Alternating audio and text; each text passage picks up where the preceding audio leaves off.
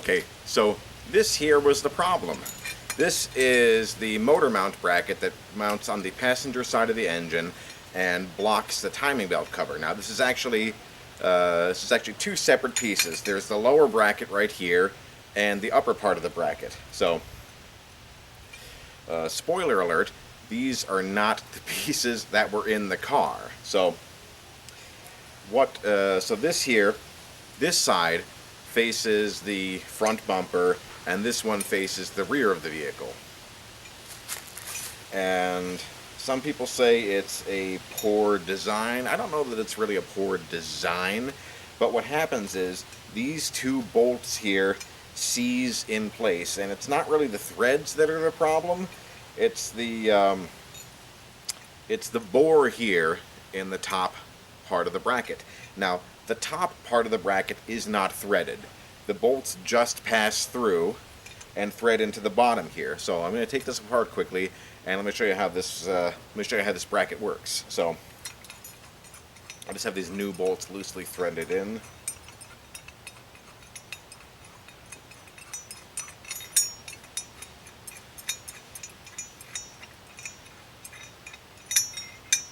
So I'm going to bring this a little closer. So I have just loosened the bolts. Here you can see the two brackets are still held together, but I'm just holding them together by hand.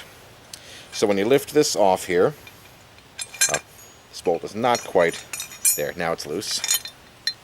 So you can see on the bottom part of the bracket here, the two threaded holes and this one post right here. Now this is just this is really just to locate the top bracket and get it properly in place. So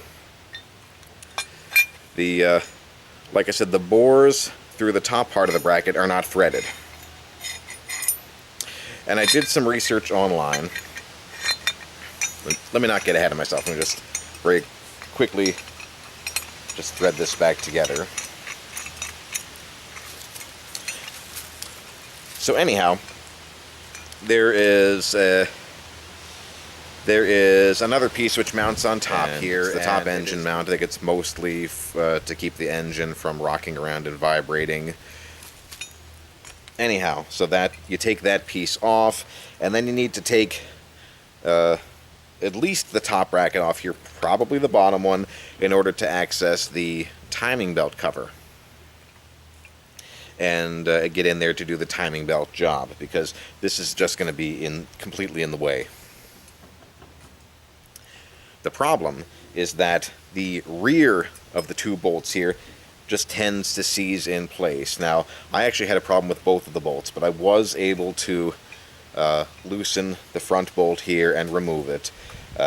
It took a lot of just back and forth because it was really tightly in there. But I did get it out, and I ended up stripping the threads of how the threads are in the lower portion of the bracket. But I guess I'll find out soon enough. However, the bolt in the rear was so badly seized in place that I thought I had it moving, and then I snapped the bolt off, probably got about the first 1.5 to 2 inches, and the rest is in here. What happens is the bolt corrodes against this part of the bracket in here. It's not threaded, but enough corrosion builds up that it just locks this bolt in place like cement. And apparently breaking this rear bolt is fairly common. The problem then was I absolutely could not budge and remove this upper portion of the bracket. So that happened to me either last Saturday morning or early Saturday afternoon. And I tried everything I could. I filled this bore as best I could with penetrating oil and let it sit for a while. Did nothing. I very carefully tried applying heat. Did not help. And you have to be really careful because within a couple of inches of this bracket in the car, you've got both power steering lines and air conditioning lines. So you have to be really careful not to damage or overheat those. I know that the power steering fluid is transmission fluid, highly flammable as I understand. I don't want to know what happens when when AC refrigerant encounters that much heat, because I was using my my torch on this. Low flame, just as close as I could get it so as not to heat anything else up. Didn't work. So, in the end, I was actually forced to try to cut this bracket out. And I used all the power tools I had at my disposal. I used an angle grinder with a metal cutting disc, and I just lopped off tiny portions as I could, because once again, tight space in there. You couldn't effectively get a big power tool in there to do it in one fell swoop. So I had to cut off little pieces. I also have an electric rotary metal cutter, more or less the same kind of deal as the angle grinder, but with a smaller disc and specifically just made for cutting metal. And I also got my reciprocating saw in here. And personal note on that, it's the first time I've ever been able to successfully cut metal. Got enough practice that I was able to slice through portions of this. And eventually, I was able to cut out the old bracket about here, here, and more or less just leaving this portion here. I tried to cut through it, but I was not having much luck.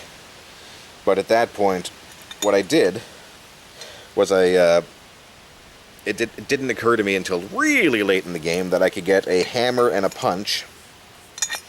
And if you see here,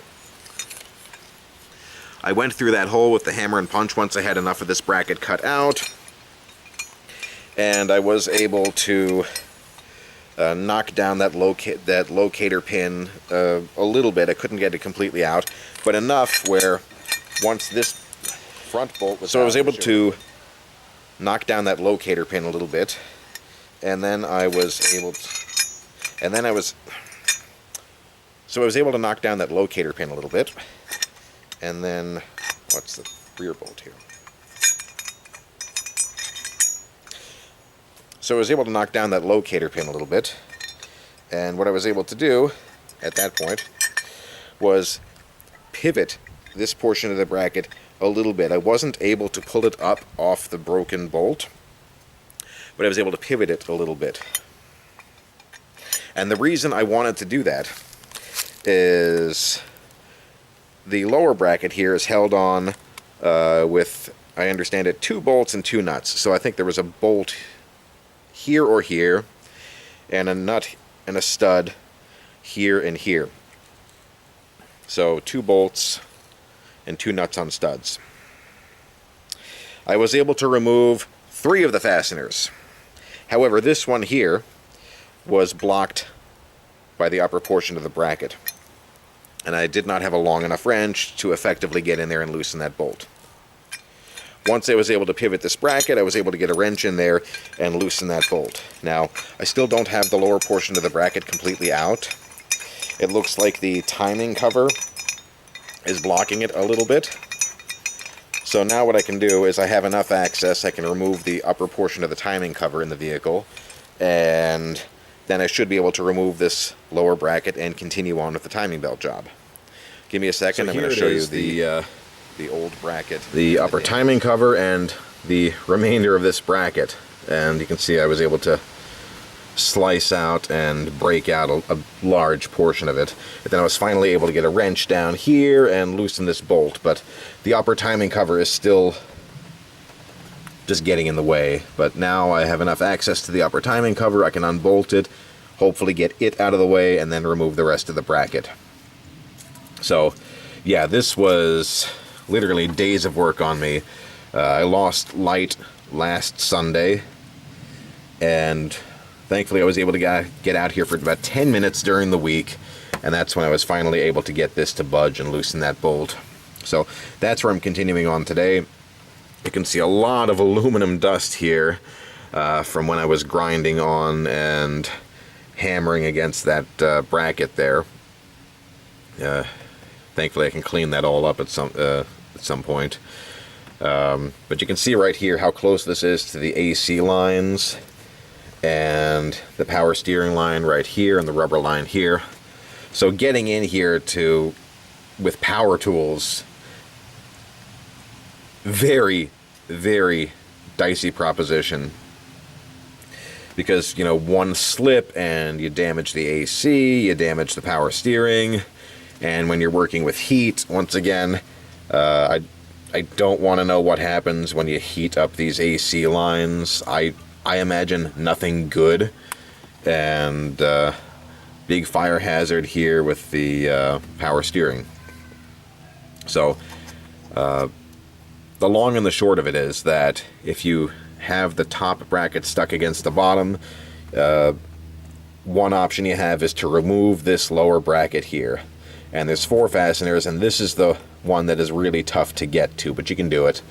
My best recommendation for this, though, is before you do what I did and try to destroy the upper portion of the bracket, if you can't get a wrench down there, just look for a longer wrench. It's worth your time to try to get the longer wrench, and hopefully that'll give you enough leverage to loosen that bolt.